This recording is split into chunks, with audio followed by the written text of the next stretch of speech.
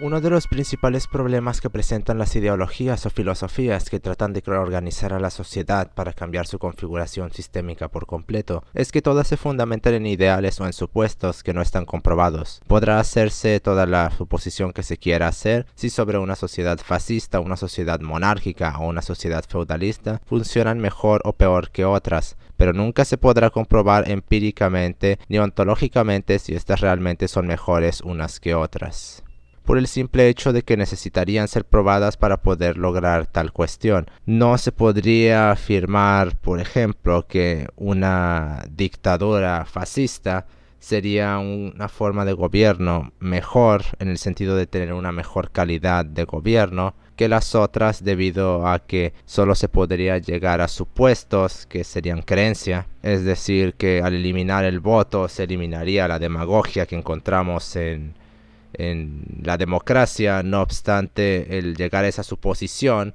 mediante uso de razonamientos que no están fundamentados en más que observaciones que no tienen ninguna corroboración empírica, no pueden ser usados para justificar esa forma de gobierno, debido a que no ha sido probada y por lo tanto no ha sido comprobada si de hecho eso es verdad o no. Un ejemplo de esto es que se pone a la democracia como la forma de gobierno más justa y mejor que las demás, siguiendo la falaz idea de que todas las otras formas de gobierno fueran una especie de progreso que derivó en la forma de progreso definitiva que es la democracia, siguiendo el camino de tribalismo, imperialismo, monarquía, feudalismo, absolutismo, democracia, y llegamos al final del camino, forma de progreso absoluta. No obstante, cuando leemos los argumentos que dan los demócratas para sustentar esta afirmación, lo único que pueden decir para justificarla es que es la forma de gobierno más justa que todas las demás, como si la justicia fuese un criterio válido para poder justificar tal cuestión, porque primero se tendría que demostrar qué entendemos por mejor, sumado al hecho de que cómo la justicia se correlaciona con lo mejor,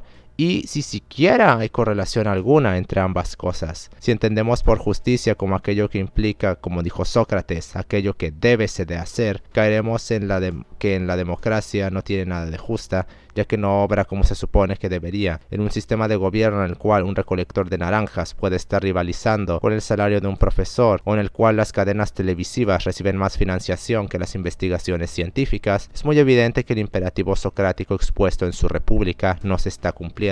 Y aun si considerásemos a la justicia como aquello que hay que darles a las personas según su comportamiento, o si considerásemos a la justicia como un trato merecido o que es dado a alguien según cierto código de reglas, la democracia no cumple esto ni en lo más mínimo. El único argumento que presentan para llamarse justos es que le dan voto a todo el mundo, como si eso fuese justicia. Una cuestión que desmorona uno de los pilares pivotales de la democracia sería hacernos esta pregunta: ¿y qué fundamentación epistémica usaron los que implantaron el sufragio universal para poder determinar que todos debían de poder votar y de que eso era justo para todos? ¿Cómo se puede hablar de justicia cuando el carnicero, que nunca ha leído, y el doctor en ciencias políticas tienen el mismo derecho a voto? ¿Cómo se puede hablar de justicia cuando no se consulta a la magna inteligencia para poder determinar lo que hay que hacer, y aún más se le proscribe de tantos ámbitos como es posible? Y todavía más, ¿qué fundamentación ontológica puede darse para determinar que un gobierno donde se primacía a los más es siquiera bueno?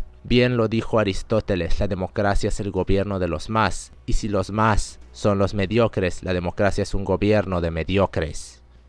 Cualquiera puede verlo.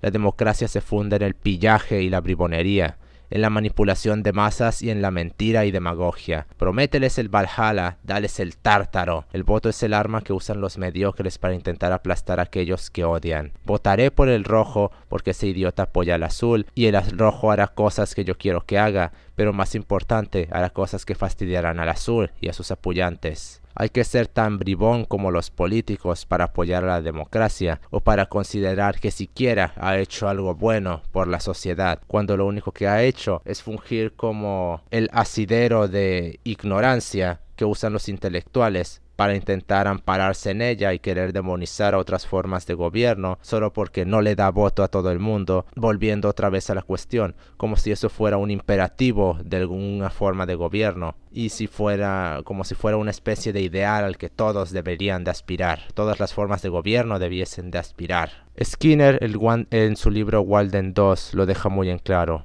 No hay ciencia de gobierno porque todos los sistemas de gobierno se fundamentan en supuestos, en creencia. Ninguna forma de gobierno puede se llamar mejor que la otra sin antes haberlo demostrado. Y no puede demostrarlo porque nunca puede llevarse a la práctica real. Y no puede hacer esto por su segundo, graso y totalmente absurdo fallo, que las condenan al fracaso sin siquiera ser probadas. Y es que todas las formas de gobierno necesitan de sujetos ideales para poder operar. Son idealistas, no materialistas. El marxismo necesita de hombres que ni siquiera han existido para poder ser puesto en práctica.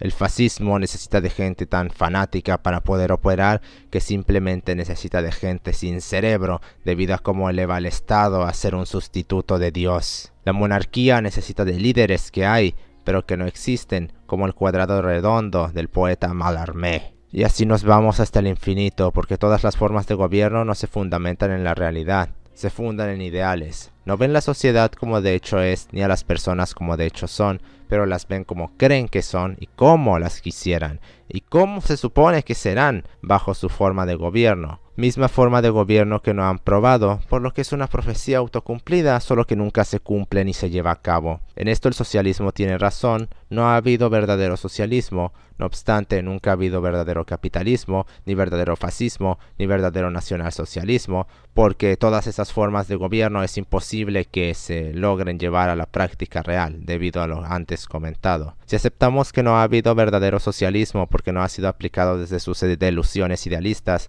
debemos aceptar por fuerza que no ha habido ninguna forma de gobierno ni ningún sistema económico debido a que tampoco han podido poner a prueba sus sistemas ideales. No obstante, sí los podemos criticar por ello, por ser intentos de esos sistemas, por ser sucedáneos o símiles que se basan en esos sistemas. Al socialismo también le tocan sus batazos si quiere que sus comentarios contra el capitalismo tengan validez. Claro que aun dicho esto, no lo aceptarán los idiotas útiles de izquierda, y de igual forma cual ultracapitalistas de servilleta, misma servilleta con lo que los grandes capitales limpian sus culos, seguirán repitiendo el mismo discurso de siempre, queriendo imponer la supuesta idea de que el socialismo nunca ha sido probado y de que el capitalismo es un régimen opresor de destrucción en masa. Realmente espero, con todas mis ansias, que el marxismo sea puesto a nivel mundial, que se imponga como forma de gobierno a nivel mundial, que todas las calles se pinten de rojo y que la bandera de la hoz y el martillo mueva arriba de todos los grandes edificios y que todos canten el himno.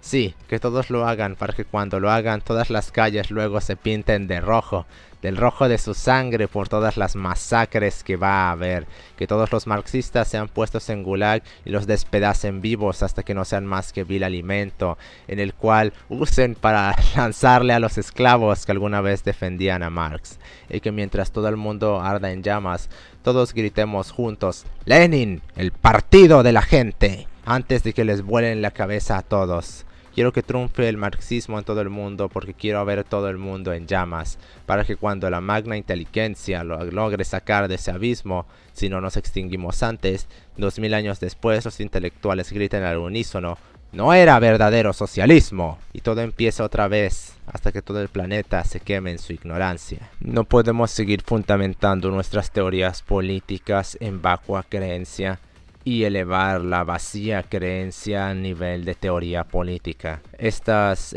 sistemas ideales que pide a gente que no pueda ver cosas que no pueden lograr y que nos dice que nos traerá utopías, o que clámese llamar lo menos peor. Lo menos peor no es bueno ni mejor que lo otro. Una unidad mínima por arriba de otros ya te hace menos peor, y eso no quiere decir que te vaya a traer la mágica panacea que a todos nos dará lo mejor. Poner una piedra donde falta un edificio y donde nadie más la pone te haría el menos peor, no obstante eso no sirve de nada ni ayuda a nadie. Mismo caos, solo que pintado con muchos colores para que se vea más bonito a los ojos de los mediocres y de los intelectuales, que, cual buenas prostitutas de la epistemología, serán los primeros, más aún que la piara, en tirar su cerebro para defender eso sin siquiera poder demostrar que otras formas son peores que su tan idealizada forma de gobierno o configuración societal.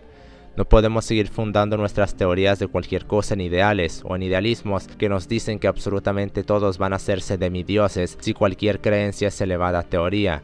Si X creencia elevada a teoría es implantada, o que con cierta ideología todos están obligados a hacerse demidioses, eso no tiene fundamento ni epistémico, ni ontológico, ni empírico. Al ser idealista, niega la realidad y se demuestra esto ya que nos dice de qué forma eso se va a lograr, como si por el simple hecho de cambiar el ambiente se pudiera cambiar a los hombres. Sí, cambiarán, pero si no deshaces los reforzantes contingenciales que mantenían las conductas que antes se presentaban en el sistema anterior, estos comportamientos eventualmente van a regresar y todo va a volver a lo mismo. Este sistema actual se funda en el materialismo, apela a la biología, la manipula y la explota a su favor. Por eso es tan exitoso y tan complicado de eliminar, porque a diferencia de los ideales, este sistema les da cosas que de hecho la piara valora, cosas materiales. Los intelectuales caen en un hierro obsceno debido a que piensan que porque ellos son capaces de crear y de sentir sus ideales, ya por eso la piara los sentirá si les dicen que lo hagan. La piara no ve ningún valor en los ideales, son vacuos a sus ojos porque no les dan nada inmediatamente, y si meditan un poco sobre ello, lo que tendrían que hacer para poder siquiera acercarse un poco para poder alcanzarlos es tanto que simplemente abandonarán esas ideas y preferirán regresar al sistema materialista por aportar mayores beneficios y de formas mucho más rápidas. Algo curioso dijo sobre esto Slavoj Žižek, que el socialismo necesita un motivador por el cual la gente luego de la revolución no simplemente regrese a sus casas y se vaya a dormir. Una declaración que muchos tomaron como muy ligera debido a que está admitiendo que su sistema está condenado al fracaso debido a que no sabe cómo mover a la gente luego de su sagrada revolución. Está muy bonito hablar de ideales y de reforma y de cambio y de transformación. No obstante, muchos se llenan en los círculos teóricos de que sus formas esto y aquello porque capitalismo malo y sistema de deshumanización y cambiemos religión por capitalismo malo y deshumanización y ahí tienes todo su discurso. No obstante, luego de la transformación no tienen ni una sola palabra que logre demostrar cómo van a dirigir a la gente, de cómo van a hacer que la gente se mueva, de cómo van a motivar a la gente para que se mueva, de cómo les infundirán el brío con el que ellos sienten sus ideales y lo más importante de todo, cómo los van a hacer participar en su forma de gobierno o en su nueva organización societal. Justo por todo esto no podemos exigirle a las personas utopías cuando los utopistas no saben qué hacer luego del primer paso. La idea de utopía, craso idealismo, debe de morir y de ser enterrada como un nefasto recuerdo, una vil memoria de los tiempos del idealismo romántico que desde René Descartes ha destruido el logos de los pensadores. La piara nunca se va a extinguir. Nunca habrá una sociedad de hombres ejemplares absoluta. Quienes dicen que tal cosa es posible están diciendo que su organización social cambiará por completo la naturaleza humana, cosa que tampoco han demostrado. Nuestra vil naturaleza estará permanentemente con nosotros. Nunca podremos deshacernos de ella. Quien quiera hacerlo ya puede empezarle a tirar sus loas a los mediocristas del transhumanismo. Como bien lo dijo el hidalgo Michel Ekem de Montaigne, nuestra naturaleza siempre está ahí, sin importar cuánto la cubramos con razón y con conocimientos. Siempre estará allí esperando salir cuando los sentimientos separen a la razón del pensamiento. Porque como bien dijo Gasset, la razón, la inteligencia no es parte de nosotros. Es un añadido que va junto a los sentimientos y muchas veces estos ganan y la separan de la razón, mandándonos al sentimentalismo donde la razón no solo no impera, no es. Por eso es irrisorio cuando gentes vienen y acusan a otros de ser excesivamente racionales, cuando, de hecho, aun cuando se pareciera que una persona es muy racional, de hecho es muy poco racional en comparación con el sentimentalismo que expresa.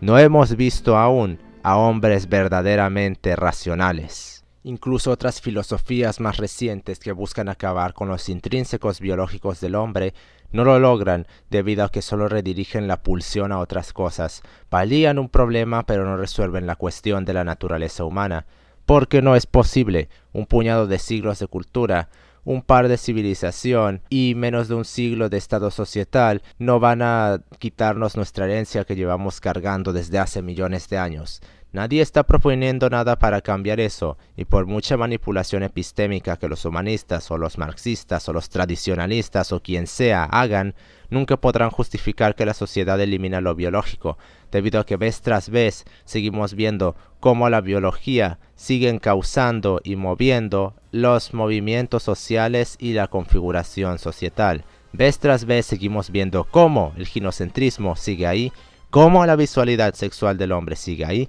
cómo la mediocridad y la hipergamia de la mujer sigue ahí. Todas cuestiones comportamentales que se explican a través de un contexto biológico y no social. Los sociologistas no entran aquí se trae empiria, no ideología. Por todo este fracaso idealista en el cual tan dentro de sus ideales están que son incapaces de ver más allá de los 3 micrómetros que les permite su luz cegadora, todas estas ideologías condenadas al fracaso están. Quieren imponerse como lo mejor cuando es imposible que logren demostrarlo. Es por ello que debemos de proponer realismo en la mesa, el realismo materialista. No esa basura marxista que es solo idealismo recubierto de materialismo, pero verdadero materialista que abandone y despedace a los ideales para, de hecho, proponer cosas que vayan en concordancia con esta realidad. Por ello, necesitamos un doble estándar moral para la magna inteligencia y otro estándar ético para la piara, para los hombres mediocres y para los hombres superiores, para las personas y para los humanos. No podemos seguir viviendo en esa ilusión de que todos pueden ser morales, de que todos pueden dejar de ser mediocres. Simplemente no es posible eso. Como bien dijo José Ingenieros, una sociedad donde existan solo hombres excelentes estaría sujeta a tantos cambios que simplemente una vida ahí sería intolerable. Los hombres mediocres y los hombres excelentes no deben de verse como enemigos y, en cierta forma, se necesitan. No obstante, los mediocres nunca deben de imperar, o, al menos si lo harán, que no sean demasiados. Como podemos ver en estos tiempos, fácilmente por cada hombre ejemplar hay 1 millón que destruye y borra sus buenas acciones, que las aniquila sin piedad y que las despedaza y borra todos sus logros, enterrándolos en una miasma eterna de mediocridad. Los gerifaltes están siendo guiados por los tartufos, y lo que han destruido con eso. Empero, de igual forma hay que separar a aquellos que están dispuestos a ver y a aquellos que nunca lo harán. La moral es de los humanos y la ética de las personas, y ningún idealismo podrá cambiar nunca eso.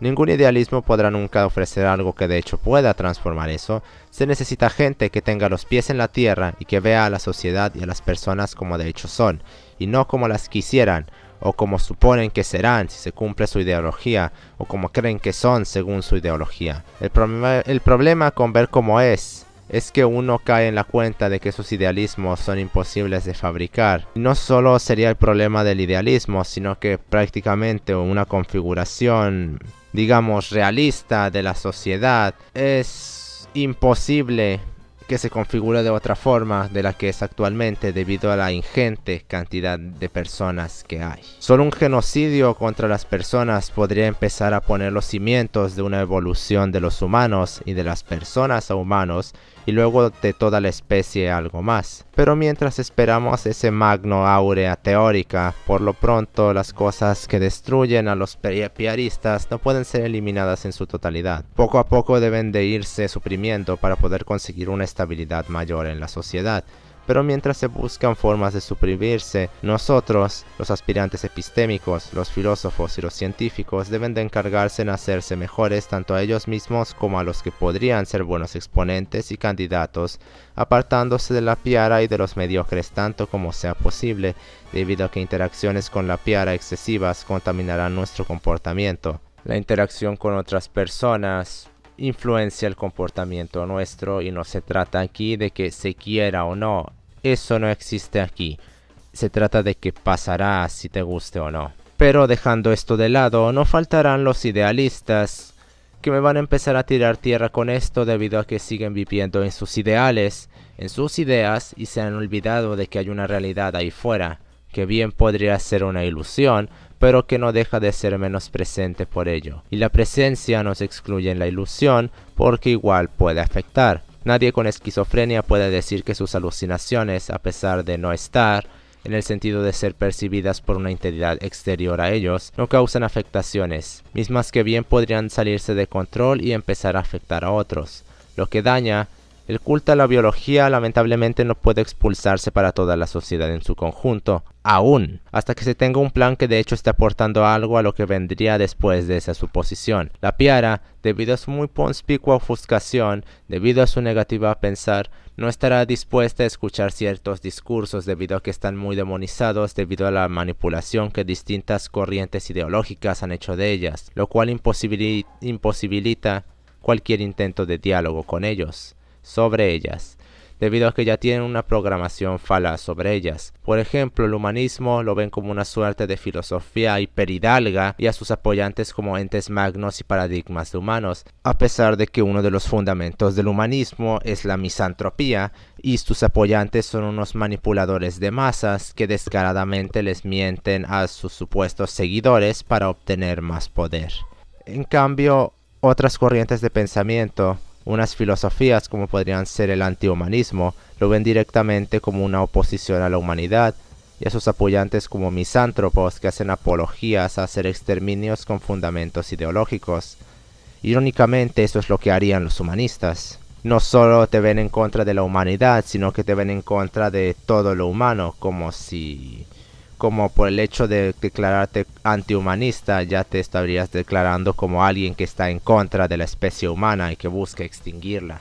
Cuando ya de facto se tiene una imagen de ellos así, el simple hecho de nombrarse como algo ya implica un rechazo taxativo de su parte y un desdén y desprecio, sin siquiera molestarse en razonar un poco con ellos o en sus ideas, o en siquiera qué es verdaderamente lo que dicen y lo que apoyan. No hay diálogo posible cuando se tiene tanta propaganda en su contra, y si nos vamos por ejemplo a la filosofía de los hombres siguiendo su propio camino, las cosas se hacen mucho peores debido a la propaganda en su contra que el misándrico feminismo ha hecho, donde pone a cualquiera que la siga o apoye como una suerte de psicópata que quiere matar mujeres por el hecho de ser mujeres, cosa que no tiene sentido porque nadie mata a alguien solo por una razón. Los quides por el cual alguien mata a otra persona son tantos como para querer rebajar la situación a una mera parodia ideológica que parece sacada de esas viejas novelas de detectives de los 30s o los filmes de ese periodo como M de Fritz Lang.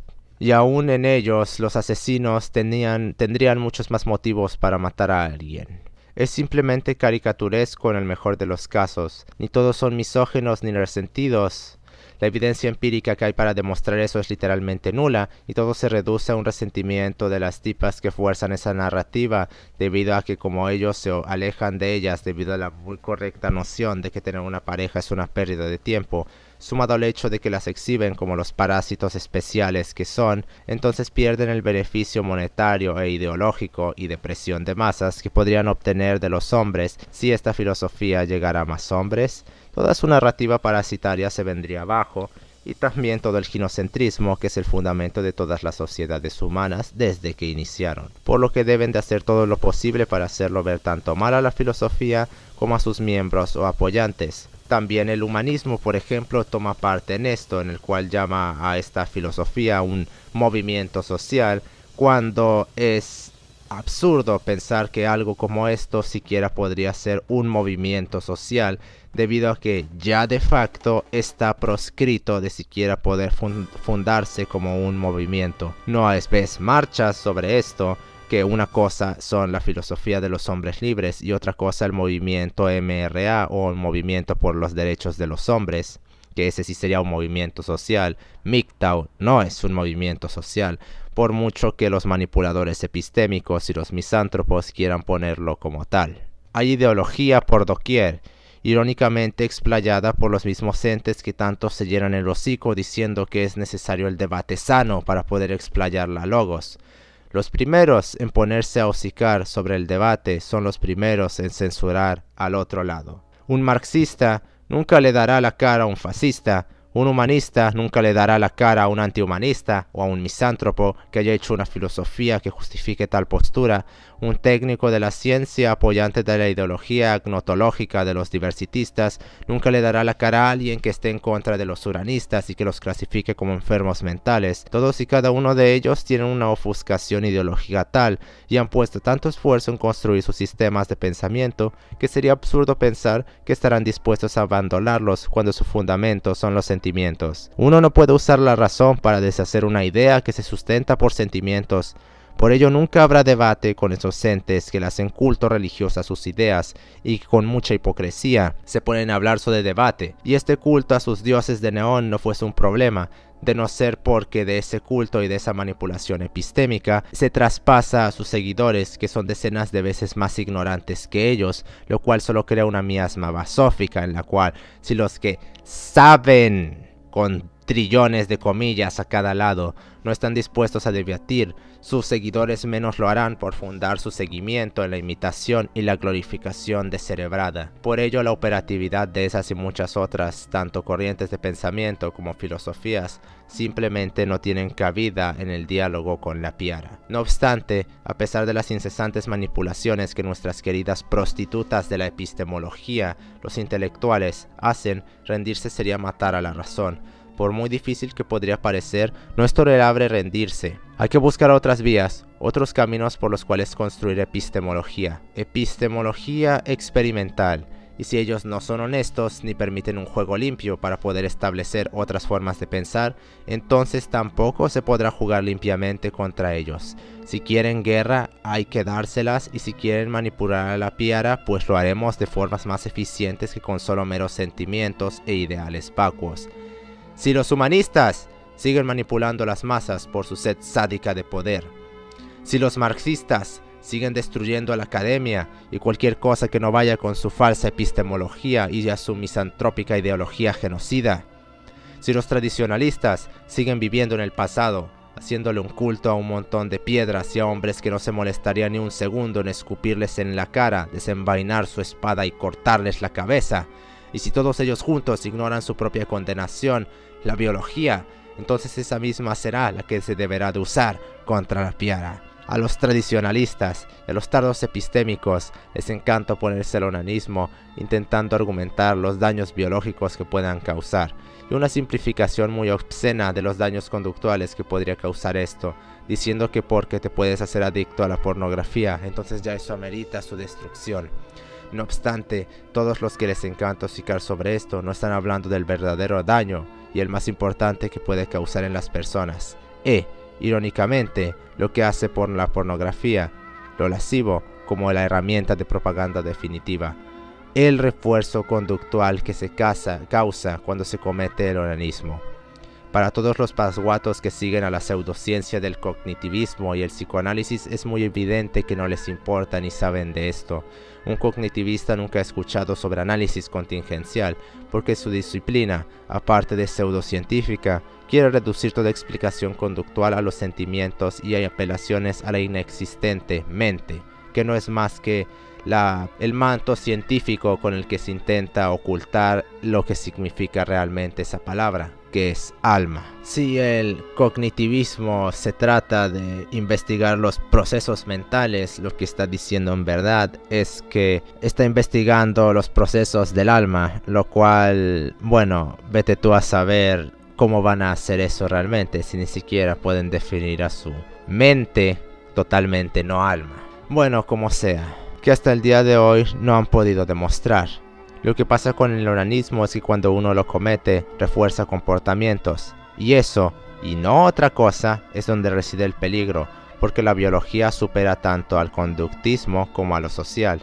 Y como esta es vil y repulsiva, y ya tiene programaciones que son muy difíciles de superar, si se apela a esta, estarán condenadas las otras dos para poder cambiarla. Al ser el onanismo algo que se considera deseable y placentero, se establece una correlación de estímulos positivos entre el onanismo y aquello con lo que se comete. Es decir, que si yo veo X cosa y esa cosa X me hace cometer onanismo, entonces esa cosa X igual a placentero, por lo tanto cosa X es cosa buena, y al ser una cosa que ha sido condicionada sentimentalmente como buena, recordando que los sentimientos son estímulos condicionados que están sujetos a refuerzos contingenciales, entonces se habrá reforzado que se repita otra vez y cada vez con mayor frecuencia. Esto no es difícil de deducir, no obstante lo lascivo no es simplemente eso, requiere de al menos cierto contexto donde operar. No es solo una imagen lasciva y ya que se implican otras figuras además de la humana, contextos que incluso podrían considerarse ilegales, y lo más importante, la visión del autor. porque el autor mete ciertas cosas dentro de la obra que la complementan, aunque esto en casos extremadamente aislados. La mayoría de muevelápices desperdician el potencial de propaganda que tiene esto en pro de un potencial para hacer dinero. Si el onanismo refuerza ciertos parámetros que están dentro de la obra, esto podría usarse para reforzar ciertos discursos que generalmente no son admitivos o son directamente proscritos de la sociedad. Todo gracias a que nuestros queridos intelectuales, que les encanta llamar al debate, a aquellos que les agraden, claro, nos siguen invitando a discutir entre nosotros totalmente usando la razón. Sí, la razón. Por poner un ejemplo, supongamos que se hace una ilustración lascivamente atractiva de un animal antropomórfico. Estas son hechas en su totalidad en estilo super flat, por lo que apela mucho tanto a la selección sexual masculina como a la neotenia que afecta al hombre. Si apela a la biología, aun si semeja demasiado a un animal, se cometerá el onanismo y será un refuerzo contingencial entre el animal antropomórfico y algo placentero, por lo que el onanismo se presentará con mayor frecuencia con esa clase de contenido. Ahora bien, si se explota esto de maneras más elaboradas, por ejemplo, no haciendo solo una ilustración, pero una historia donde se usa la lascivia como gancho de propaganda para atraer a la piara, y en esa historia además se ponen otros elementos que se correlacionen con el personaje, derivado del contexto lascivo en el cual se estarán ejecutando, se reforzarán los estímulos positivos relacionados a estos otros elementos, ya que se estaría explotando la biología del hombre y el sentimentalismo de la especie. Esto mansaría a la piara para poder abrir verdadero diálogo con filosofías que se encuentran satanizadas, demonizadas y totalmente proscritas de la sociedad, gracias a las ideologías y teologías ideológicas imperantes que las ocultan y les escupen en la cara, y que, debido al fanatismo que la piara tiene frente a los que hacen esto, causan que imiten esos comportamientos y hagan lo mismo mandando la razón por el excusado.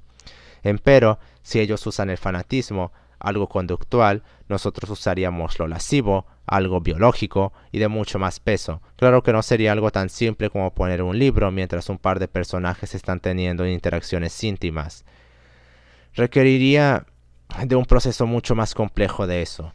Las ilustraciones simples se usarían como mecanismo de propaganda para las obras de importancia, imitar la basofia que los muevelápices hacen para atraer a la piara a las ilustraciones importantes y engancharlos con correlaciones de estímulos entre el dibujo, de cuestiones que semejen cosas que les gustan, y el propio dibujante para luego establecer la correlación entre los personajes, las filosofías y corrientes de pensamiento, para luego ablandar a la piara y conseguir nuevos adeptos, todo esto mientras se usa lo lascivo para promocionar los contenidos de corte epistémico que crea el dibujante, ya que sí, podrá dañar a la sociedad con esta clase de contenido, y de hecho lo va a hacer. No obstante, pagará su penitencia promoviendo tanto con sus obras como con sus ensayos fuera de sus obras de cuestiones de mayor trascendencia e importancia. Todo esto mientras se crea una sinergia que alimentará todo e impulsará todo por buen camino debido a lo popular que es esa clase de contenido. Aun si es mediocre y es el que lo hace y explota, conoce la biología sexual humana, entonces será capaz de crear un arma tan poderosa como la que hizo Edward Bernays en 1928.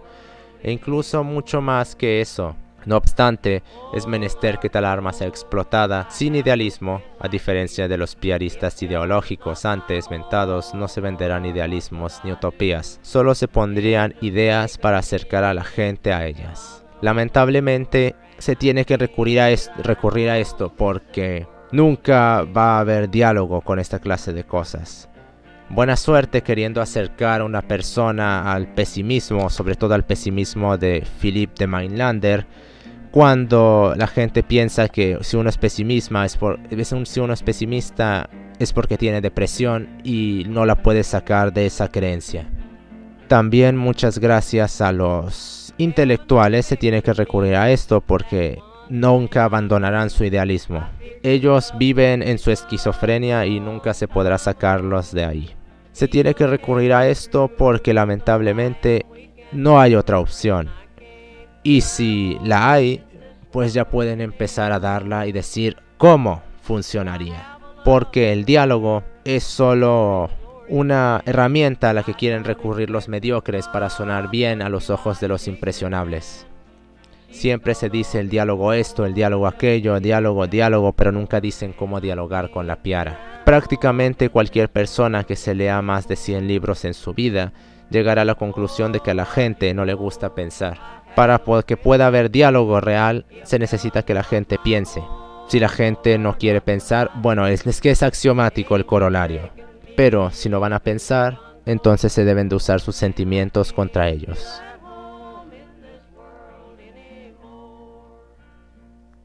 No hay otra opción.